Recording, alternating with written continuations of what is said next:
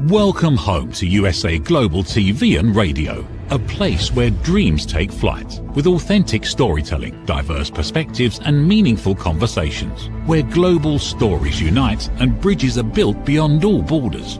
Discover world-class education, entertainment, hope and inspiration. Together, we're building bridges worldwide. Subscribe to our channel, USA Global TV. Download our app, USA Global TV. Be our guest or join our team. Visit usaglobaltv.com. Thanks to our founder and executive producer, Dr. Jacalyn KERBECK. Music score by Yeffy Tang from Cloud Road Music. Voiceover artist Mike Porter. Creative direction by Paul Garcia. USA Global TV and Radio, your home for global connection. All rights reserved. This video and its contents are the exclusive property of USA Global TV and Radio. Unauthorized use, duplication or redistribution in any form is strictly prohibited. Good morning, good afternoon, and good evening. Welcome home to USA Global TV and Radio. We proudly provide world-class education, entertainment, hope, and inspiration. I'm Dr. Jacalyn KERBECK, and I am your host for today's show, which is Iconic Women. We celebrate women who are change makers, role models, influencers, and leaders around the world. Today's guest is coming to us through Creative Edge and Mickey Mickelson. Thank you, Mickey, for your continued partnership. My guest today is wonderful. She has done so many things in the world of creating community, bringing understanding and knowledge. As a peace ambassador, I really appreciate the work that she's doing. It's about finding ways to communicate through different methods and mediums, as opposed to celebrating things that we can't control. Let's celebrate things that we can by coming together. Her name is Edwina Perkins, and let me bring her out and do her official proper introduction. Hello, how are you? I'm great. How are you? I'm doing very well. Thank you so much. I just want to share with our audience that you have done and are doing so many things as a managing editor for Harambee Press. I said it wrong. It's Harambee. Harambee. We practiced. I got it wrong. Okay. It's an imprint of the Endgame Press and co-director of the Blue Ridge Mountains Writers Conference and Mentoring Moments coordinator of Blue Ridge Mountains Writers Conference. You're also an advisory board member with Word Weavers International, manager for sensitivity between the lines. So thank you so much for everything that you're doing. And thanks for taking the time to be here today. Oh, it is my pleasure. And thank you for allowing me to come. I'm excited about our time together. I am as well. So Edwina, you know, our show is Iconic Women. So when you hear those two words, iconic and women put together, what comes up for you? Women who make a difference. That's my first thought, is when I heard those two words put together, is where are these women? And there's so many of them who've made a difference, either through quietly in their actions or very boldly in their words. So when I think of iconic women, I think of people like Maya Angelou, who's had such an impact in the writing community. So that's what I think about. Thank you so much for sharing that. I appreciate it. So with the work that you're doing, you've touched so many lives in many different ways. And for people who are not familiar with the work, can you please give a general overview and then we'll dive more into it? Okay, I have worked in publishing industry for about 15 years. And what I do is advocate for marginalized people who are writers. There's a lot of people whose stories need to get out there and they're not. But it's also what I like to do is educate, answer questions. I feel like sometimes I'm a bridge between the publishing world, those who write, and those who are in charge.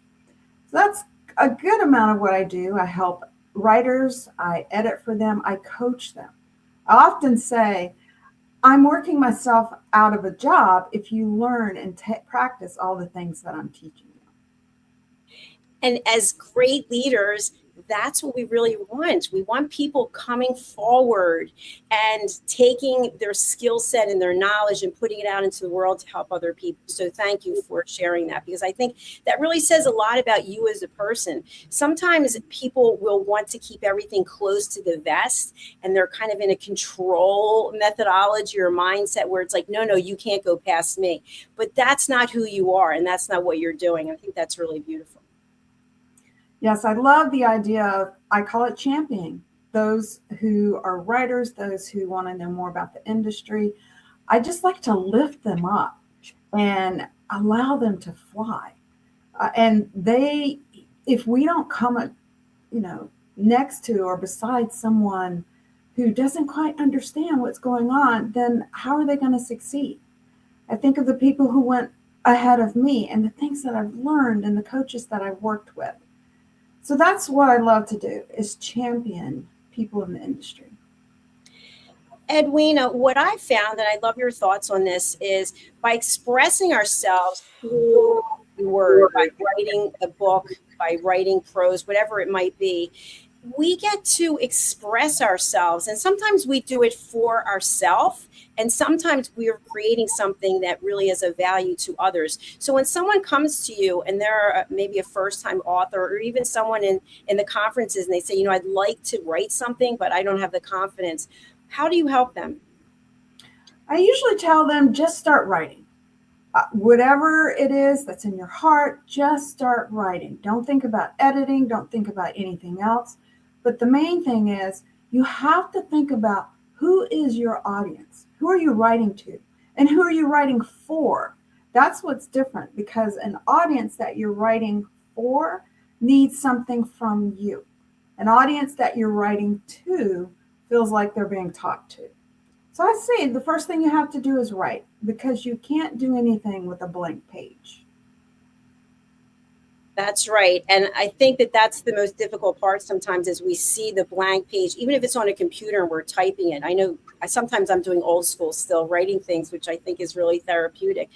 So once someone starts the writing process, sometimes people get writer's block, right? They're just kind of stuck. What can you do to help them in this area? When you get writer's block, the whole idea is, you have to look at it as, it's not really a block. If you think about it, doctors can't get doctor's blocks. Dentists can't get dentist blocks. So if you're a writer, you have to see, how can you move forward? So some of the things I say is, do something totally different. If you're writing fiction, try to write some nonfiction. If you write nonfiction, try to write some fiction. Do something to elevate your creative side. And that is what I think will help. Talk with other writers, see what they do when they get stuck. And sometimes you just have to walk away for a little bit, and that's okay. Just don't stay away. That's a great line. I love that. Don't stay away. And as authors, we have innate within us, whether we know it or not, the gift and responsibility of storytelling. And you are also a master storyteller. Tell us about your book, The Colors of Home. I'm so excited about this book because it deals with so many issues. It deals with grief, leaving the only home you've ever known, how to raise 3 children after your husband has died, and moving to a community that you really don't know much about. And what I love about Ebony, who's the main character, is she is struggling to find out who she is now.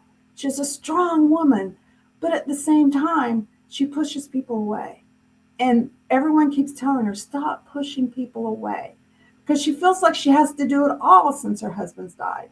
And because her children are biracial, and she's moved into small town North Carolina, she deals with a lot of issues with that.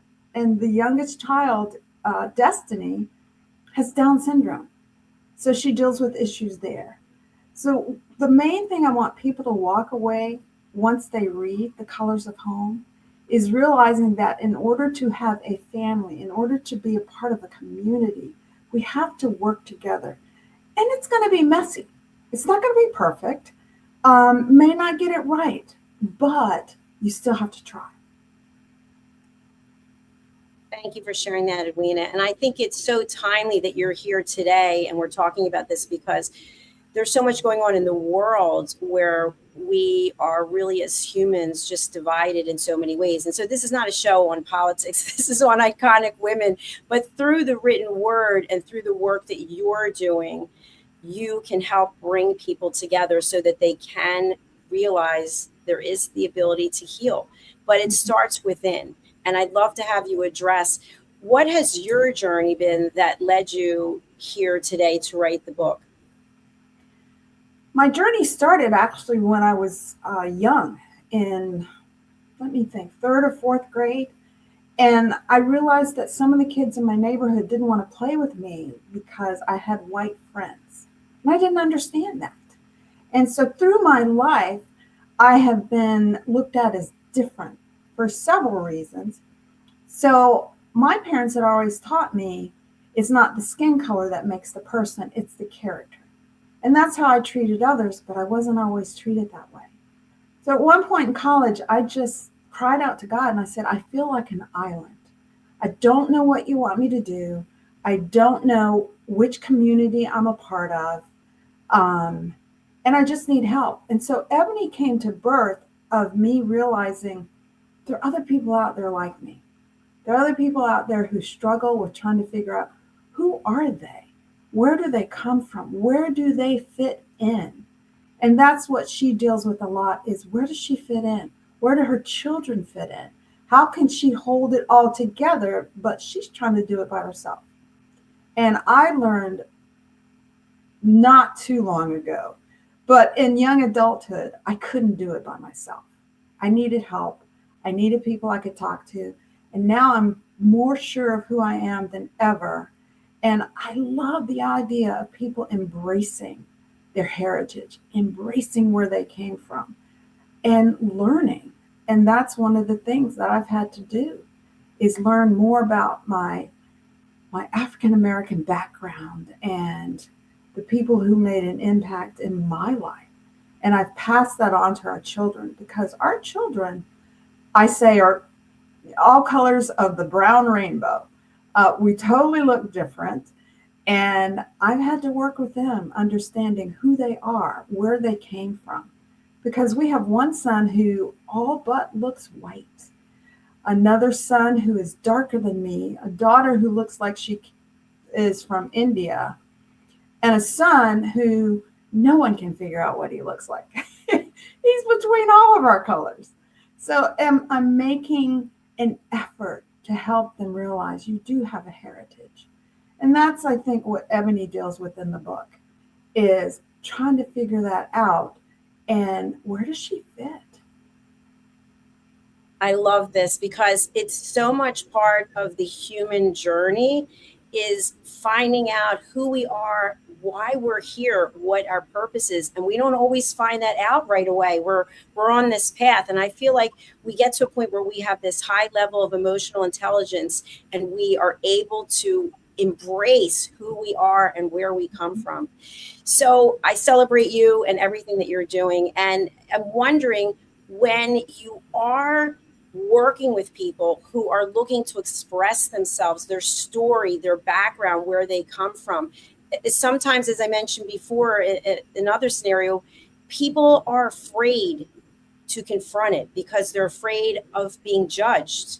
If we just go along doing what we're doing and fitting in the box, sometimes it seems like people celebrate us. But when we start looking outside the box and saying, wait a minute, I got to find out who I am. When they came out with all these 23andMe, et cetera, and people started, finding out who their family members were, possibly, that they didn't know, some people were judging them. So how do you help people deal with the potential judgment that might come from others? Well, I'll say this, it will come. So you can't run from it. And the whole idea is, how do you deal with it? And part of it is just stepping into the messiness. Sometimes you have to pull back away from it, but you have to be willing to get messy and step out of that box. I think part of what we struggle with as people is we don't like things that are different. And when you are that person who is different, you struggle with, do I step out? Do I stay in? And let me encourage you to step out. It's like what I said.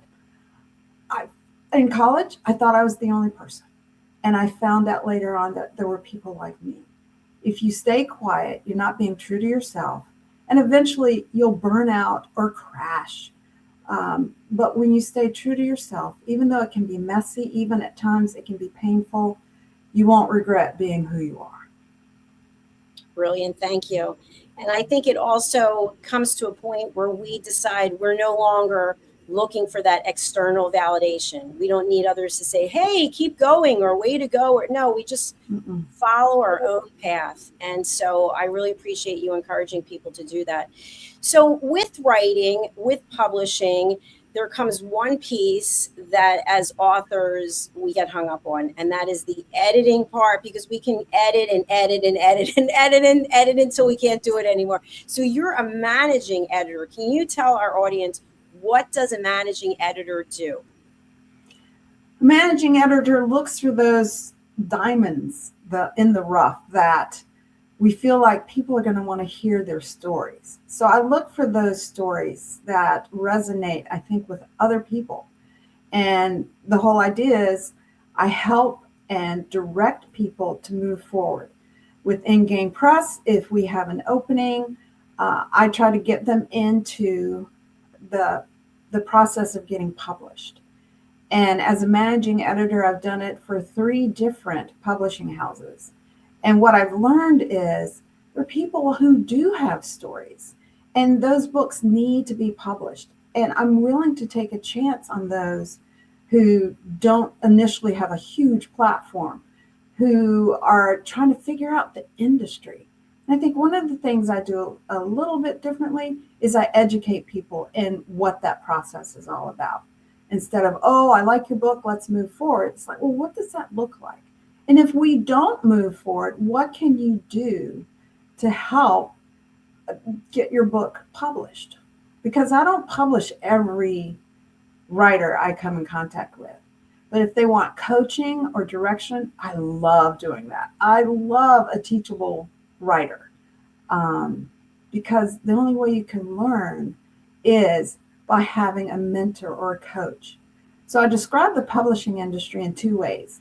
It's a 2-sided coin. On one side, you have the writing and the fun, even though you have the editing, but on the other side, you have the business of it, because it is a business, and these companies need to make money. So to realize, yes, you can write, but then what else do you know about the industry? So as a managing editor, that's part of what I try to do to help the writers. I've even gone so far as when we have a writer that doesn't fit, I try to find them a house that works. And that's not something everyone does, but if I really believe in an author, I'll do it. I actually told one author, if we weren't going to publish her, which I found out we were not, I'd become an agent if I needed to, just to help her find a house. When I believe in you as a writer, I really believe in you. So that's what I do. I come alongside writers and try to point them in the direction of publication. Edwina, thanks for sharing that. Who is a good client for you? For people who are watching now or listening later or watching later, who is it that would be great for you to partner with and they should reach out? I love partnering with people of color and their stories. That's the main thing I'm looking for. I look for fiction, I look for nonfiction, and that also makes a difference. I also encourage people not just reach out to me, but attend a writers conference, because there's so many more people who could be interested in your story than myself. And one of the things I like about that is when you come to a conference, if you're not a fit for what I'm doing, and I know someone who's at that conference who you would do well with, I'll direct you to them.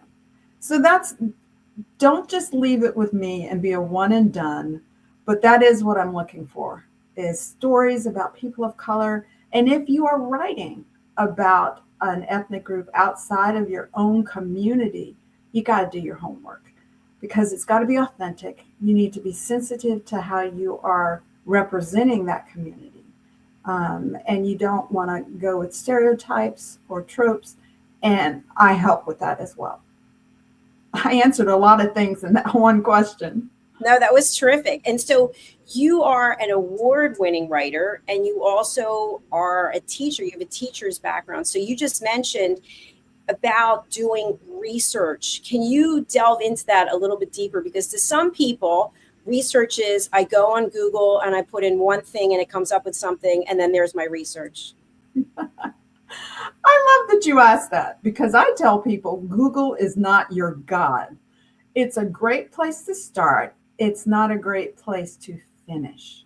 So when I say research, get involved with the community. Even if you go, well, I don't know where to go. Well, we have so many different communities and ethnic groups that a little bit of search wouldn't hurt. Research the people. First you can start with Google, but then how do you find them in the community? Even with online opportunities like, other avenues where you can get started, but the best way to research is when you can meet someone from that community. Another way to research is have someone with the marginalized community you're writing about read some of what you write. That's also research because you're learning from them.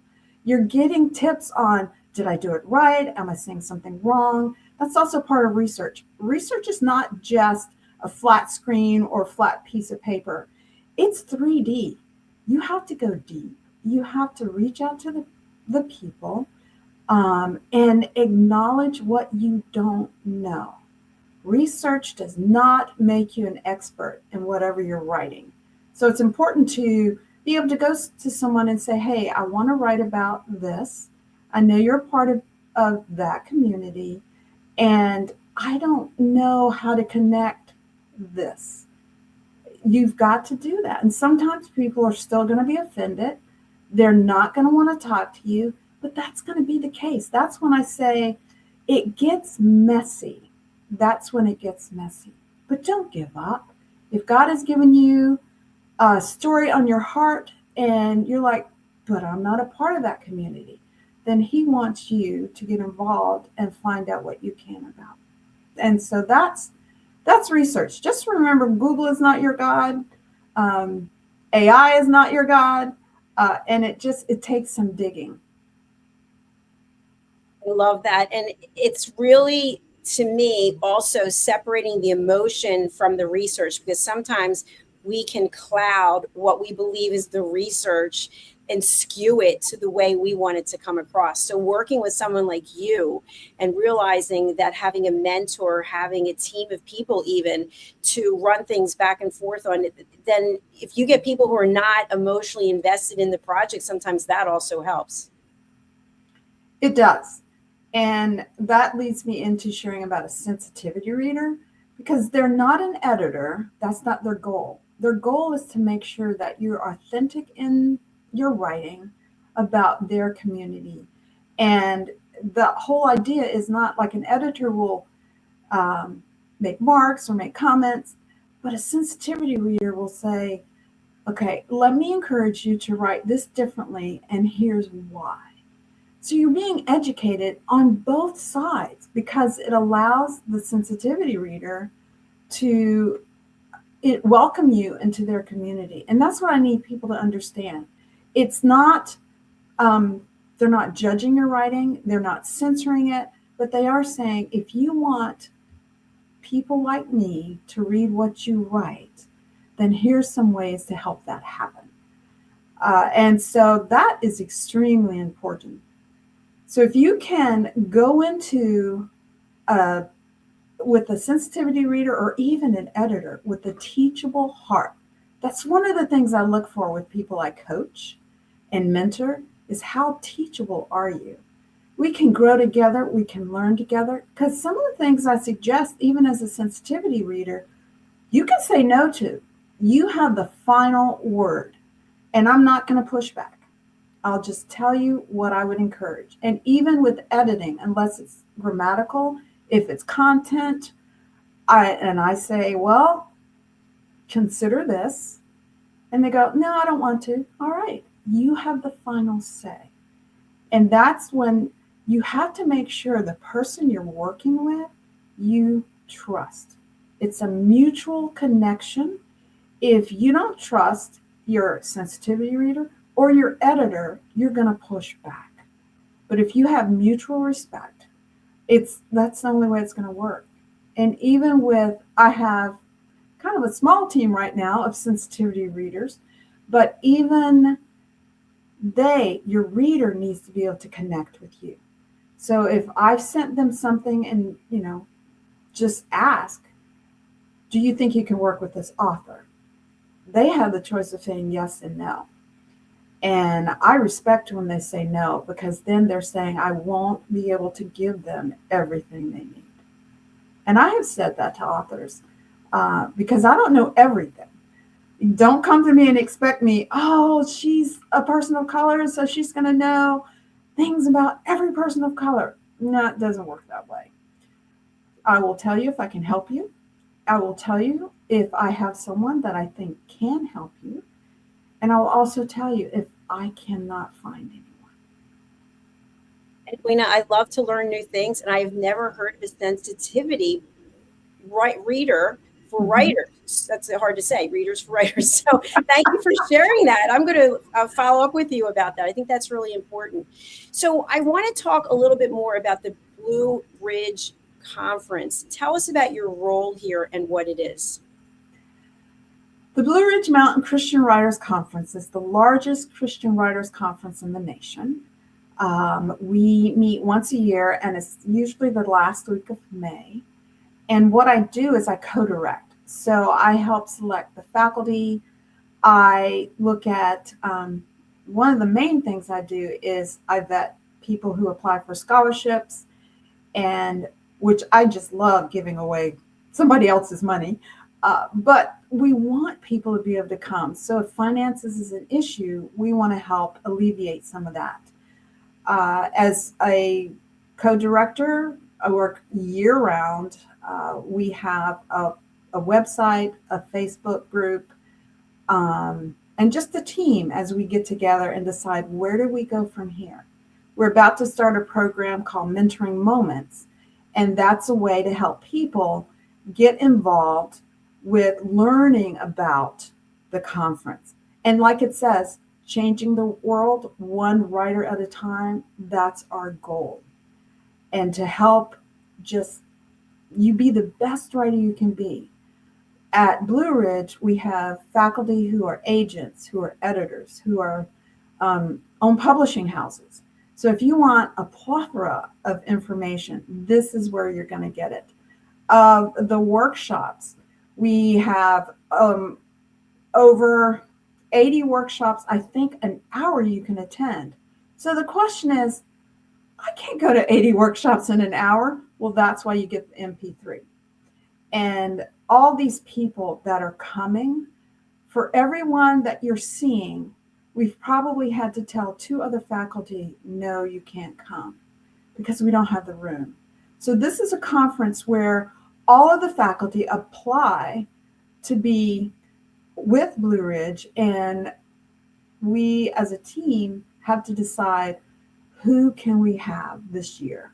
And that's so hard because everyone who submits an application, they're so gifted. And this year, particularly, if you ever consider a writer conference, it's the 50th year of Blue Ridge Mountain Christian Writers Conference.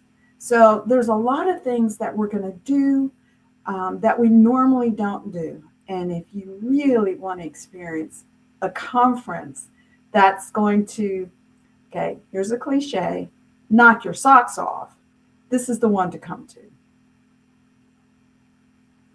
That is truly impressive. Just scrolling down and scrolling and scrolling and scrolling and scrolling. How many people are actually involved in the fact that you had to turn some people away at the current moment? Congratulations. It's amazing.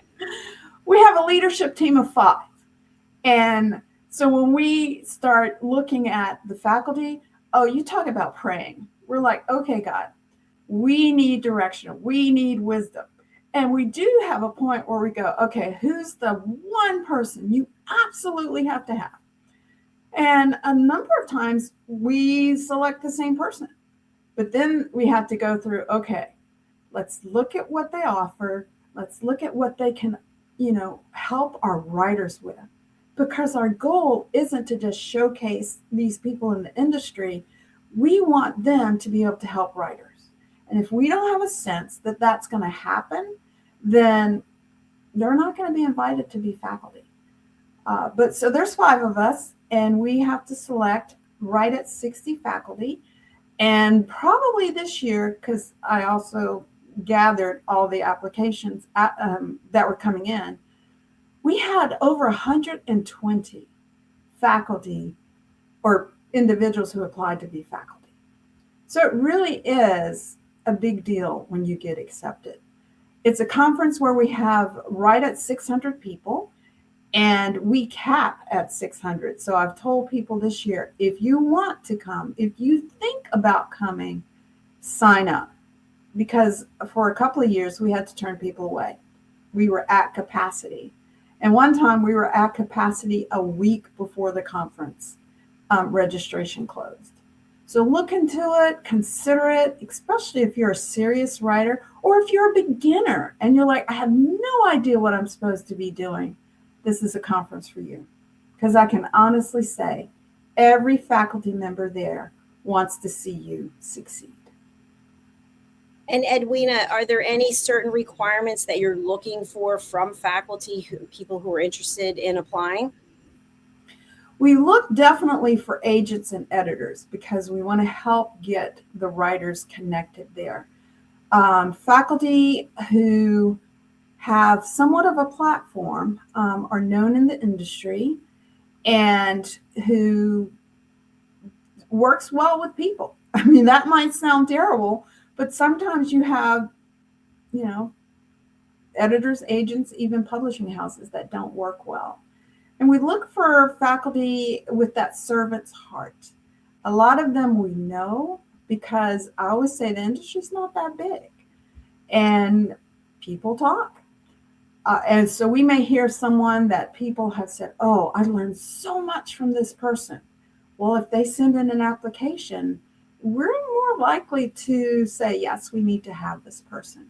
So we look for people with some experience in the industry and who have something that they can teach to the conferees. Thank you so much. And we have all of your contact details for people who are interested. They're all there in the show notes. So Edwina, we are on Iconic Women, and I feel like as Iconic Women, we have a role in this world to inspire. And I'd love to hear some inspiring words that you would like to share with our audience, given what's going on in the world and people fighting people and the social media posts that are just filled with so much hate. How can we come together? What are your thoughts as an iconic woman?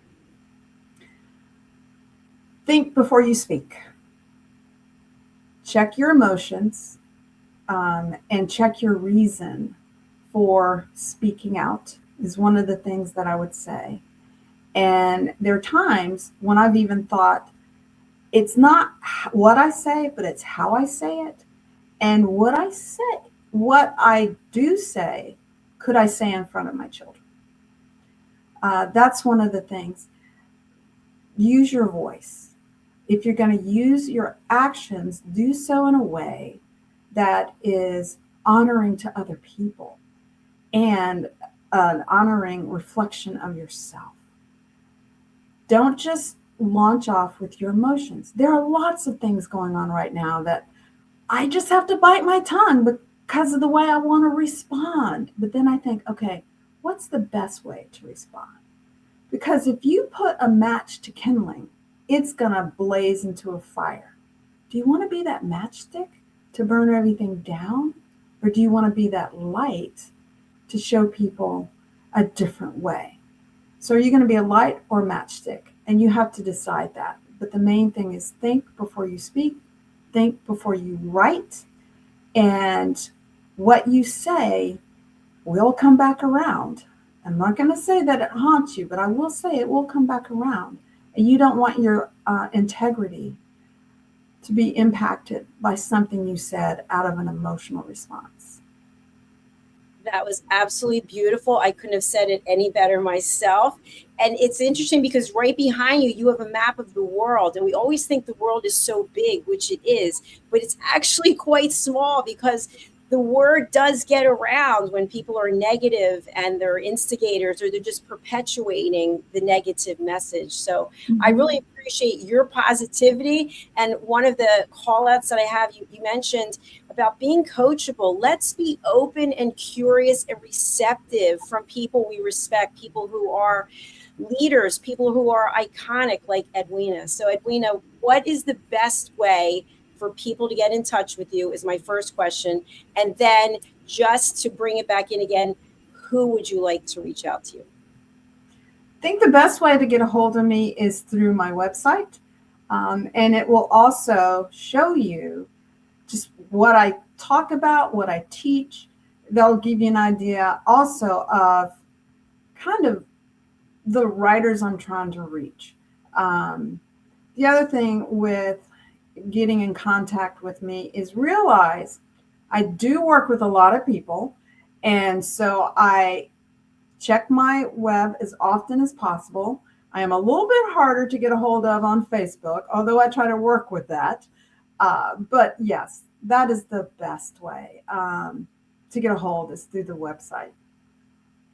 Thank you very much. And for those who are listening on a podcast only platform, they're not watching, tell us a little bit about Colors of the Home and where people can purchase this, please.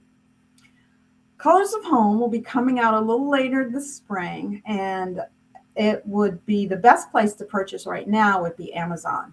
But more information will come out about that. And we're already working on when to start the pre-orders. So that's where I would start is Colors of Home. You'll be able to find it on Amazon, but it'll be later in the spring. All right. Thank you very much. And Edwina, anything that I did not ask you today that you really want to share with our audience before we close out? As a writer, and really in any area that you're a part of, being creative or an iconic woman, you need to realize that in a way you need to develop rhino skin and you will still bleed. And what that means is you need to be able to approach the hard things and know that it can still hurt, because rhino skin is the toughest mammal skin there is in the world.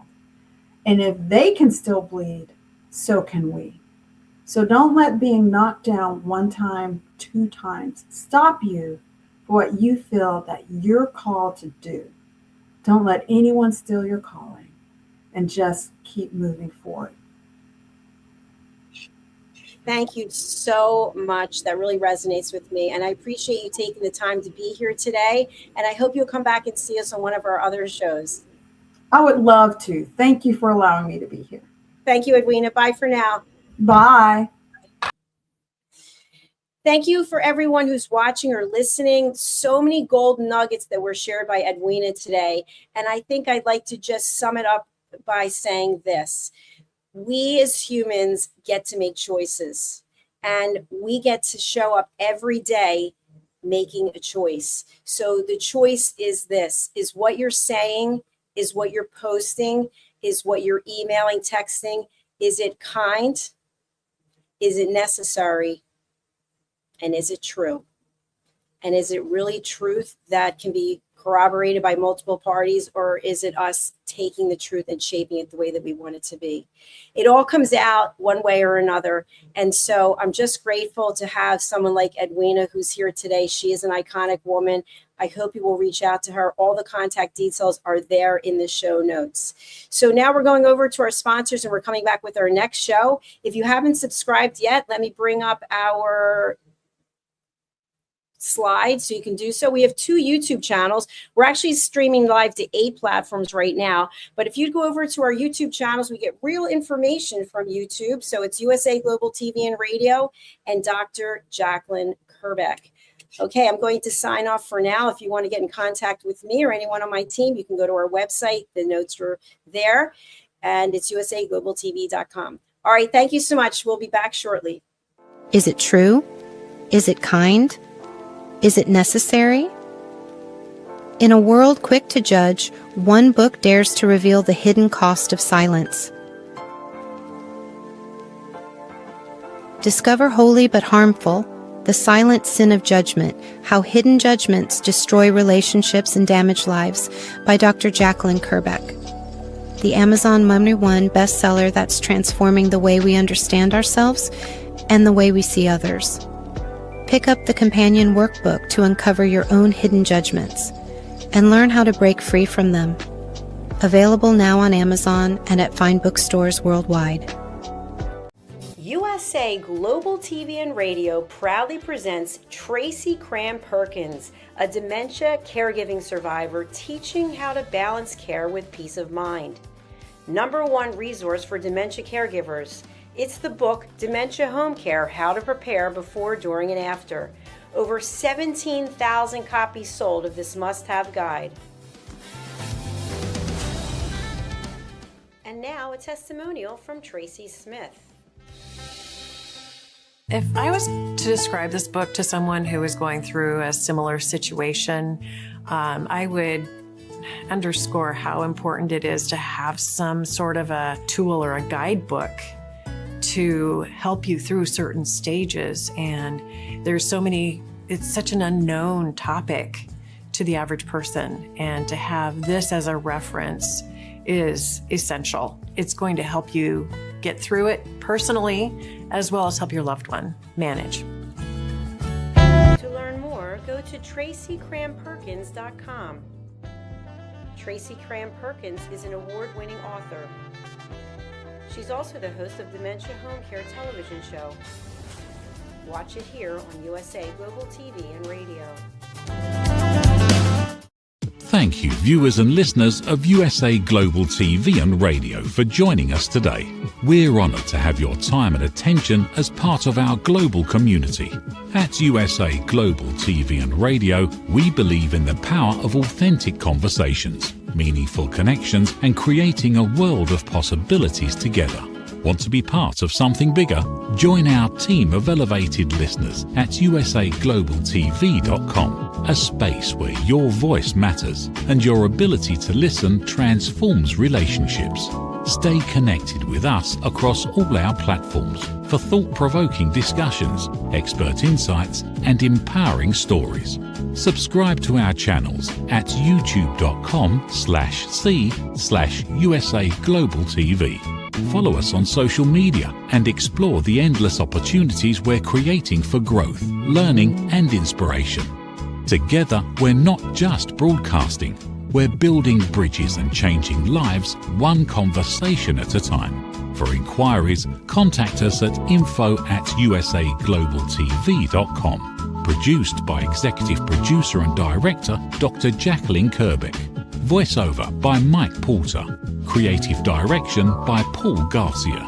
All rights reserved. Visit usaglobaltv.com to view our full terms and conditions.